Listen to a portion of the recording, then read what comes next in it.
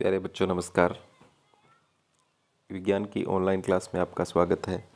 प्यारे बच्चों, आज हम कक्षा 7 अध्याय 12 पादप में जनन के कुछ महत्वपूर्ण एमसीक्यू करने वाले हैं। तो प्यारे बच्चों, जो बच्चे चैनल पर नए हैं और जिन बच्चों ने अभी तक चैनल को सब्सक्राइब नहीं किया, सब्सक्राइब कर लें, लाइक कर दें और शेयर कर दें। तो शुरू करते हैं हम आज की क्लास का पहला प्रश्न। अधिकांश पादपों में क्या पाया जाता है? तो प्यारे बच्चों, पौधे जो होते हैं उसमें मूल, तना, पत्तियां यानी जड़, तना और पत्ती तीनों चीज़ें पाई जाती हैं। तो उपरोक्त सभी इसका बिल्कुल सही है। आगे है, जनन कौन कौन से होते हैं? तो प्यारे बच्चों, जनन जो होते हैं वो दो प्रकार के होते हैं। कितने प्रकार के? दो प्रकार के, अलैंगिक और लैंगिक। लैंगिक में दो जीवों की आवश्यकता होती है और अलैंगिक में एक जीव की आवश्यकता होती है। तो यहाँ पर कौन सा हो जाएगा? तीसरा, क और ख दोनों। आगे है, एकलिंगी पुष्प में कौन से पौधे शामिल हैं? तो प्यारे बच्चों जी, एकलिंगी कौन से होते हैं? वे पुष्प जिसमें या तो स्त्री कैंसर मिलता है और या क्या मिलता है? पुंकेसर मिलता है। इन दोनों में से एक फूल पर एक ही चीज मिले, एक ही बाग मिले, तो वो होता है एकलिंगी। तो यहाँ पर मक्का और पपीता भी एकलिंगी है, ककड़ी भी एकलिंगी है, खीरे के पौधे भी एकलिंगी है। तो उपरोक्त सभी इसका सही है। आगे है, बीजाणु उत्पन्न करने वाला पादप एक जीव कौन सा है? इनमें से गुलाब, डबल रोटी की फूंद, आलू और अदरक, इसमें से कौन सा है बीजाणु उत्पन्न करने वाला? ख, डबल रोटी की फफूंद। जिसमें क्या होता है, इस तरह से एक बीजाणुदानी बनती है जिसमें बीजाणु हो जाते हैं, इस तरह से पैदा होते हैं और यहाँ से ये बीजाणुदानी फटती है और ये वातावरण में मुक्त हो जाते हैं और फफूंद लग जाती है। तो ऑप्शन नंबर 2 इसका बिल्कुल सही है। जनन कितने प्रकार का होता है? तो प्यारे बच्चों, अभी आपको बता दिया था कितने प्रकार का होता है, 2। तो ऑप्शन नंबर 2 इसका बिल्कुल सही है। आगे है, जिन पुष्पों में पुंकेसर और स्त्री कैंसर दोनों होते हैं उसे क्या कहते हैं? तो प्यारे बच्चों, दोनों जिसमें होते हैं उसे कहते हैं द्विलिंगी। क्या कहते हैं? द्विलिंगी। तो यहाँ पर इसका कौन सा ऑप्शन सही आ जाएगा? Option number 2 द्विलिंगी। आगे है, परिपक्व होने पर अंडाशय किस रूप में विकसित हो जाता है? तो प्यारे बच्चों, जो इस तरीके से जो मादा भाग होता है स्त्री कैंसर, उसके 3 भाग होते हैं। ये अंडाशय होता है फूला हुआ भाग, ये वर्तिका होती है और ऊपर वाला ये वर्तिकाग्र होता है। तो ये पूछा है अंडाशय किस में बदल जाता है? तो प्यारे बच्चों, ये फल में बदलता है। किस में बदलता है? फल में। आगे है, परिपक्व होने पर अंडाशय किस रूप में विकसित हो जाता है? तो रिपीट हो गया, फल में। पुष्प पादप में किसका कार्य करता है? तो प्यारे बच्चों, मैं बता देता हूँ, जड़, तना, पत्ती, ये तो पौधे के कायिक भाग हैं। कौन से भाग हैं? कायिक भाग हैं। और जो पुष्प जो है उसको जनन भाग बोलते हैं। क्या बोलते हैं? जनन भाग पुष्प को। तो ये क्या किसका काम करेगा? जनन का। ऑप्शन नंबर 1 इसका बिल्कुल सही है। ऐसे पुष्प जिसमें या तो पुंकेसर हो या स्त्री कैंसर उपस्थित होने क्या कहते हैं? तो प्यारे बच्चों, उन्हें कहते हैं एकलिंगी पुष्प। आगे है, नर व मादा युग्मक की आवश्यकता क्यों पड़ती है? तो लैंगिक जनन में आवश्यकता पड़ती है। आगे है, किस पौधे में पत्ते द्वारा कायिक प्रवर्धन होता है? तो प्यारे बच्चों, मोस, फॉर्न, डेहलिया, पत्थर चट्टा। तो पत्थर चट्टा का पौधा ऐसा है जिसमें पत्तियों से नया पौधा उग जाता है। ये पत्ती है, इस पत्ती से नया पौधा उगना शुरू हो जाता है। ठीक है। आगे है, द्विलिंगी पुष्प में कौन से पौधे शामिल है? सरसों, गुलाब, पिटूनिया, उपरोक्त सभी। तो सरसों भी द्विलिंगी है, गुलाब भी द्विलिंगी है, पिटूनिया भी द्विलिंगी है। तो उपरोक्त सभी सही है। आगे, कायिक किसका अंग नहीं है? फूल कायिक भाग होता है, मूल जड़ कायिक भाग होता है, तना कायिक भाग होता है, पत्ती कायिक भाग होता है, फूल जनन भाग होता है। कौन सा भाग है? जनन भाग है। तो ऑप्शन नंबर 4 इसका सही है। किस पादप में कलम द्वारा नया पादप विकसित करना संभव नहीं है? अजूबा में, गुलाब में, चंपा में, गन्ने में। तो गुलाब में कर सकते हैं, चंपा में कर सकते हैं, गन्ने में कर सकते हैं। कलम से अजूबा का पौधा नहीं उगा सकते। तो ऑप्शन नंबर 1 इसका बिल्कुल सही है। किस पौधे में बीजाणु द्वारा जनन होता है? कवक में भी होता है, मोस में भी होता है, फर्न में भी होता है। तो उपरोक्त सभी यहाँ पर इसका सही है।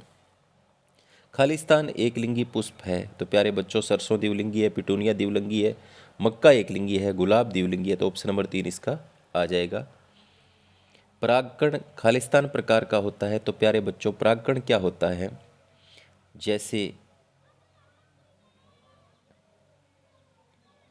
ये फूल का मादा भाग है और ये क्या है, परागकोश है, पुंकेसर है। यहाँ से परागकण यहाँ तक पहुँचते हैं, उसे कहते हैं परागण।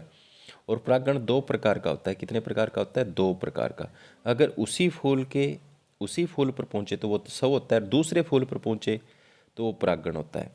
यानी परागकोश से पराग कणों का वर्तिकाग्र तक पहुँचना परागण कहलाता है। दो प्रकार का होता है। ऑप्शन नंबर 1 इसका बिल्कुल सही हो जाएगा। स्पाइरोगायरा नामक शैवाल में प्रजनन किसके द्वारा होता है? तो स्पाइरोगायरा में प्यारे बच्चों, स्पाइरोगायरा के अंदर स्त्री से स्पाइरोगायरा, इसमें यहाँ से टूट जाता है, यहाँ से टूट जाता है, तो खंडन विधि से होता है। किस विधि से? खंडन विधि। ऑप्शन नंबर 2 इसका बिल्कुल सही है। किस में मादा युग्मक होता है? परागकोश में, वर्तिकाग्र में, वर्तिका नली में, अंडाशय में।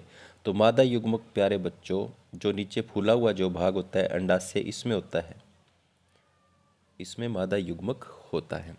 तो ऑप्शन नंबर 4 इसका बिल्कुल सही है। खालिस्तान में जड़ों द्वारा जनन होता है। शकरकंद, डेहलिया, कैक्टस। तो शकरकंद जड़ है और डेहलिया जड़ है, कैक्टस में नहीं होता, ये जड़ नहीं है। तो यहाँ पर कै और ख दोनों बिल्कुल सही है। चौथा ऑप्शन इसका हो जाएगा। आगे है, किस में पौधे का नर युग्मक स्थित है?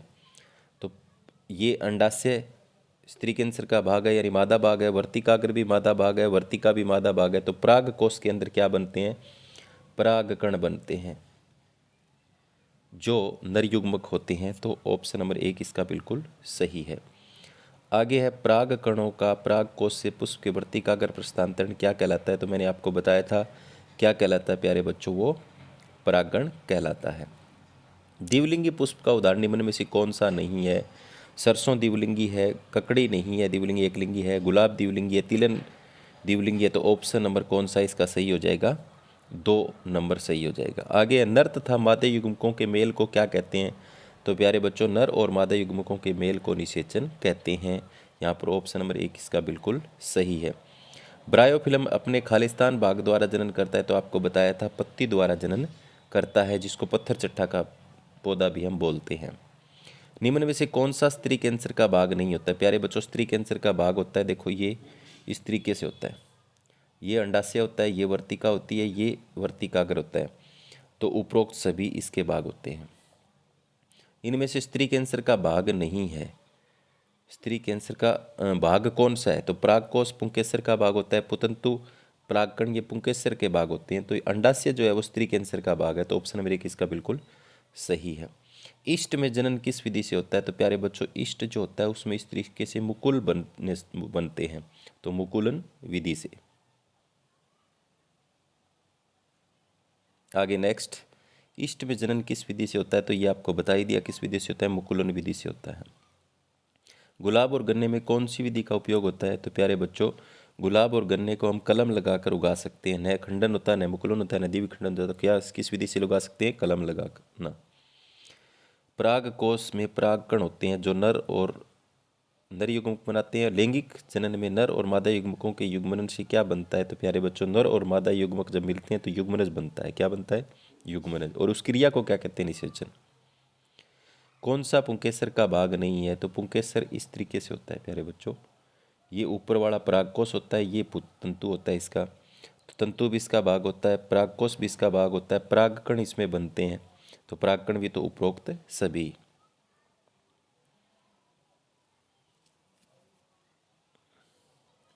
यहाँ पर ये गलत दे रखा है, यहाँ पर नहीं।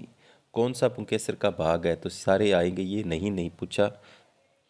आगे है, कौन सा फूल का भाग नहीं है?